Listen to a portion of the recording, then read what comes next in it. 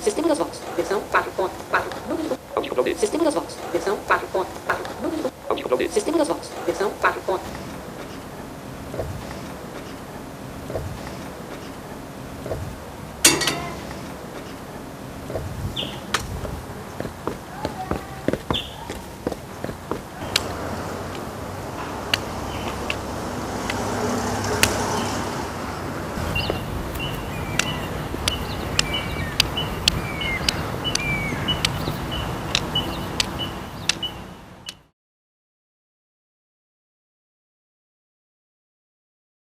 Bem, eu nasci com glaucoma e não se sabe o motivo ao certo de eu ter nascido com glaucoma. Existem 3 suspeitas, uma é que meus pais são primos, essa eu não acredito muito porque nasceram 7 filhos e só eu nasci com alguma deficiência. A segunda é o fato da minha mãe ter engravidado com 42 anos e o terceiro, que é a terceira opção eu acredito mais, foi o fato da minha mãe ter tido rubéola quando eu estava grávida. E minha mãe descobriu que eu tinha deficiência visual com 22 dias de nascido.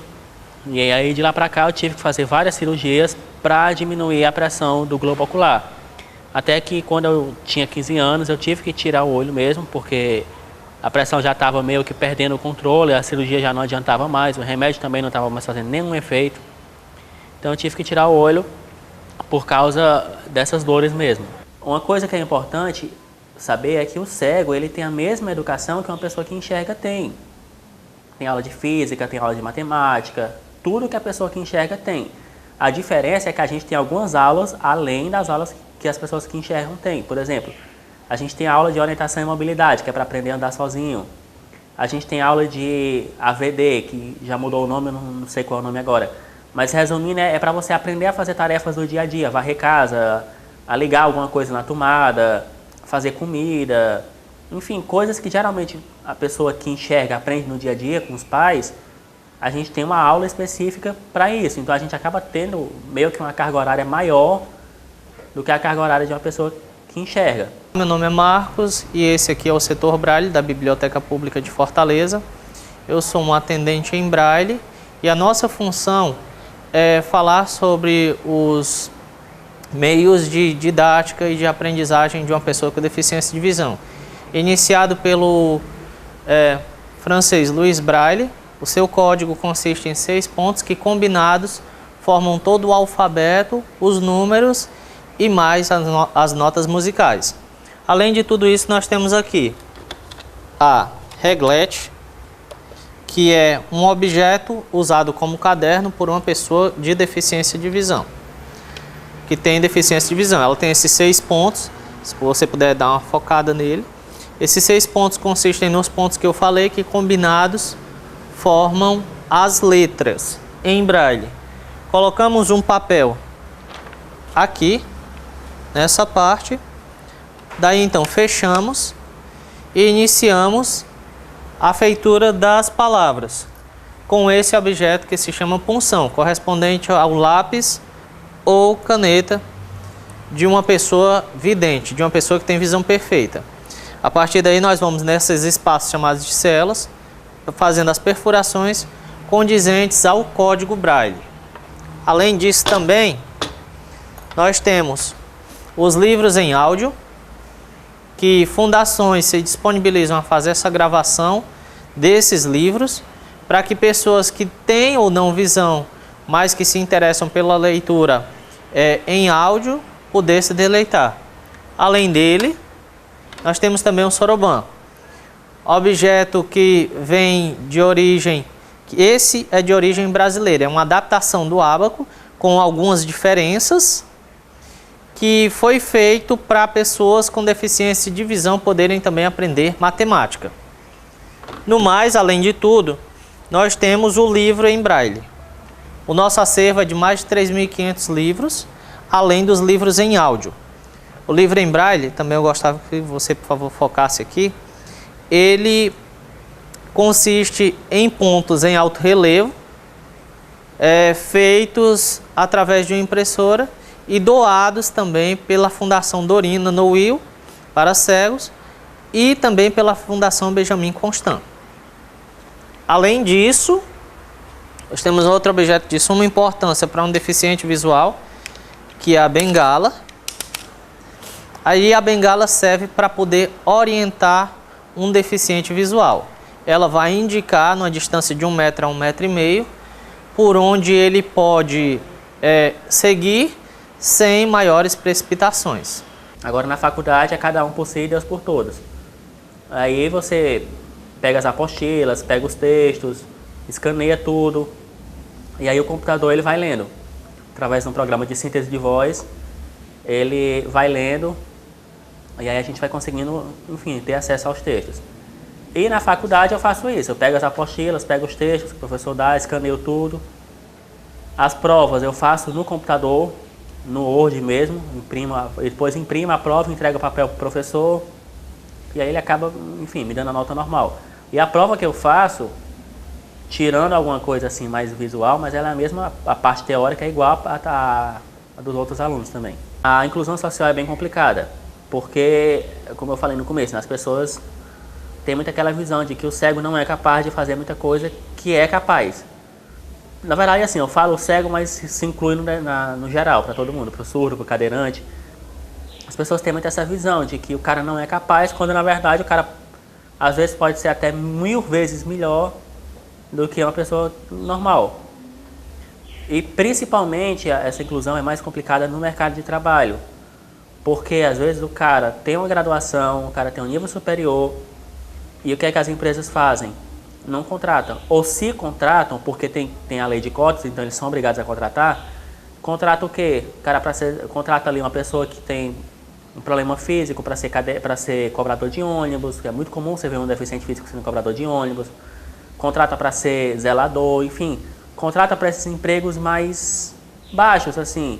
Já um emprego, por exemplo, de chefia, é bem complicado se ter um deficiente aqui em Fortaleza. Tem um discurso, na prática esse discurso não existe. Tipo de que, o cara é capaz, o cara não, só é cego. Mas na hora de deixar fazer, não deixa. Então é muito complicado por isso. Em jornais, em rádios, dá para se ter um cego trabalhando tranquilamente. Claro que um cego não vai poder chegar nos jornais e eu quero ser fotógrafo. Não vai poder chegar na televisão pedindo um emprego de cameraman. Não dá. Aí já é querer demais.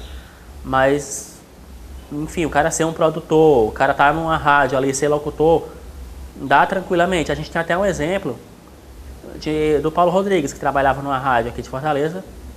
Ele era cego, ele era plantonista esportivo. E o Paulo, ele acabou se tornando referência. Obrigado aí, motorista. Bom trabalho aí.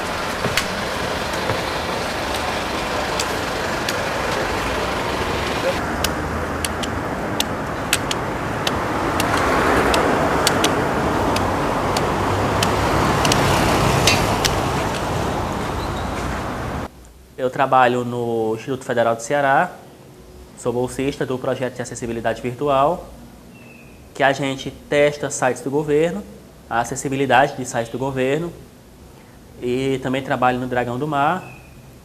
Lá a gente faz parte do projeto, eu e mais outros 2 cegos, a gente faz parte de um projeto de acessibilidade no Museu da Cultura Cearense, e à noite a Faculdade de Jornalismo. A acessibilidade ela se faz necessária, ela é realmente urgente se ter, mas da maneira correta, que não é o que a gente está vendo.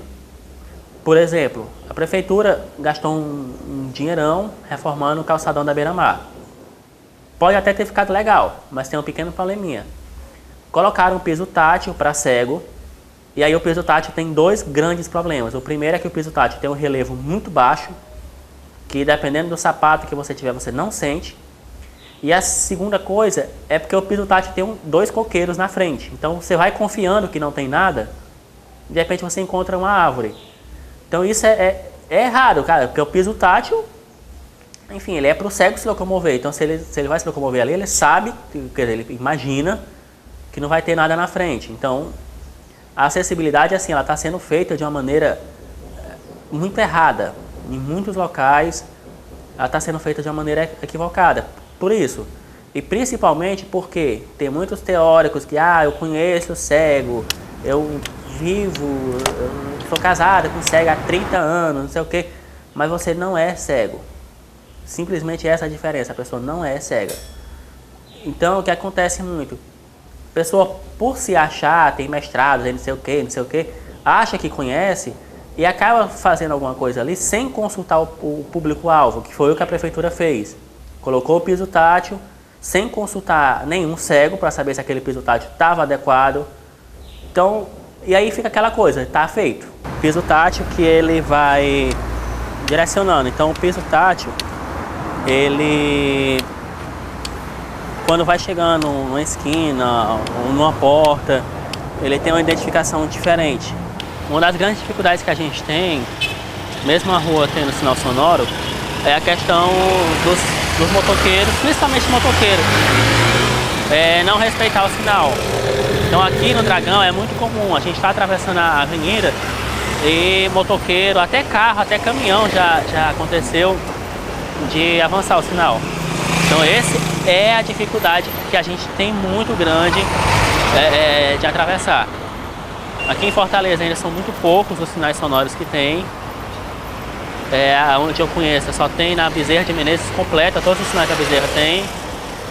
Na Mister Hall tem um, porque tem uma escola de cegos lá perto, aqui e no Instituto Federal do Ceará. A aceitação das pessoas na rua é muito aquela coisa da pessoa não conhecer. Depois que ela conhece, ela já aceita um pouquinho melhor. Usando a faculdade, por exemplo, quando eu cheguei na FAC, era complicado pra caramba, porque o pessoal tinha medo. O Carlos vai se machucar, o Carlos não pode subir escada, o Carlos não sei o quê. Depois que eu endoidei lá dentro, eu disse, rapaz, eu vou andar aqui sozinho. Pronto, aí hoje, graças a Deus, pelo menos com o pessoal da minha sala, eu já sou tratado de igual para igual. Quando tem trabalho de equipe, eu sou mais explorado do que os outros. Principalmente porque a parte de pesquisa fica comigo, né? A parte visual já fica com o resto da equipe. Meu nome é Paula Renata e esse semestre estou convivendo com um colega de classe, um deficiente visual, o Carlos. Para mim está sendo uma experiência bastante diferente, porque eu nunca convivi com um deficiente visual e eu estou conhecendo um pouco da realidade dele. Ele conversa muito com os professores, é muito participativo mesmo nas aulas, ele vai além da deficiência dele, né? Ele se mostra ser muito capaz, apesar da deficiência, muito mais até que muitas pessoas aqui da nossa classe, para falar a verdade. Ele participa muito das aulas, quando nós temos dúvidas em alguma atividade, ele vem, ele nos ajuda, ele conversa, as provas mesmo, ele sai daqui, faz provas de outro lugar. Isso eu acho que mostra muito a força de vontade dele, né, de querer mais. Na rua, você tem que pedir ajuda, não tem jeito, tem canto que você tem que pedir ajuda. Para subir ônibus é um exemplo disso, você tem que pedir a quem está na parada, sei para o ônibus tal para mim.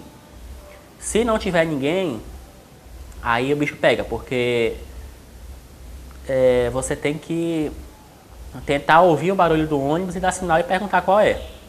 Essa parte é muito ruim, mas de vez em quando acontece. Agora, se tiver, perguntar, olha, por favor, para tal ônibus para mim. E quando você está no ônibus, você usa muitos recursos. Curva, quebra-mola, tudo isso você usa para se achar, para você saber, ter uma noção de onde é que você está. Agora, se for um canto reto, por exemplo, você tem que pedir ajuda.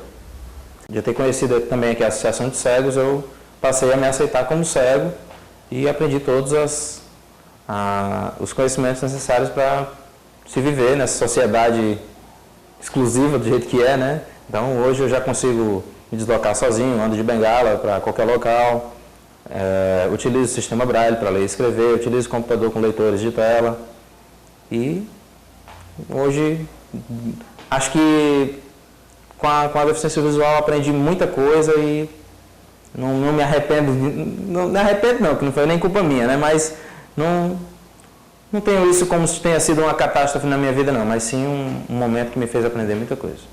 A vida de cego, ela tem muita comédia também, muita coisa que na hora você fica com raiva, mas depois você vira motivo de você brincar com os seus amigos, enfim.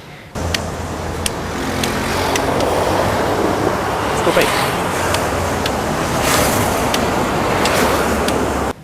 E algumas delas eu já pedi porte para me atravessar a rua, cheguei no sinal, senti aquela sombra do meu lado, pensei que era uma pessoa. Eu perguntei, você pode atravessar comigo? Você pode me ajudar a passar? Quando eu não escutei resposta nenhuma, que eu me dirigi pro lado, era um poste. Na hora você fica assim, querendo esculhambar Deus e o mundo, mas depois já vira brincadeira. Já parei caminhão de lixo na parada de ônibus, pensando que era um ônibus. Embora até hoje eu não entenda por que esse caminhão de lixo parou, mas enfim. Já teve caso de colega que barrou num saco de lixo, pediu desculpa pensando que era uma pessoa. Agora sim, comigo a situação mais chata e que depois acabou se tornando também a mais irônica foi, eu estava andando próximo ao Dragão do Mar e tinha um buraco na calçada, eu caí no buraco e tinha umas pessoas perto.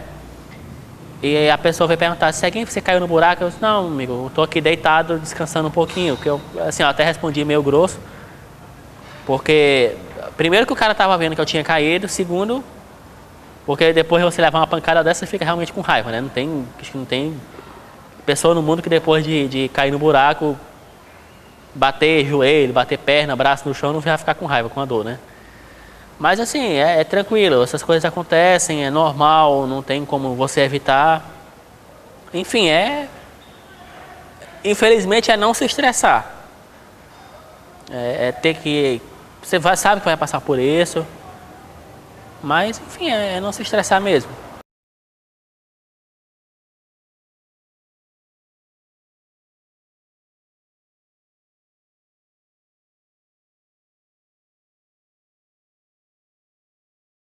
Ué, ficou escuro, né?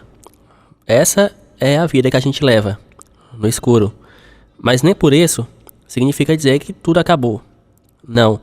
Ser cego, a gente consegue fazer muitas e muitas atividades. O que a gente precisa é só de uma oportunidade, de uma chance de mostrar o trabalho que a gente é capaz de fazer. Então, quando você encontrar um deficiente na rua, não vá pensando que é o coitadinho, pois abra seus olhos. Nós temos a mesma capacidade de você.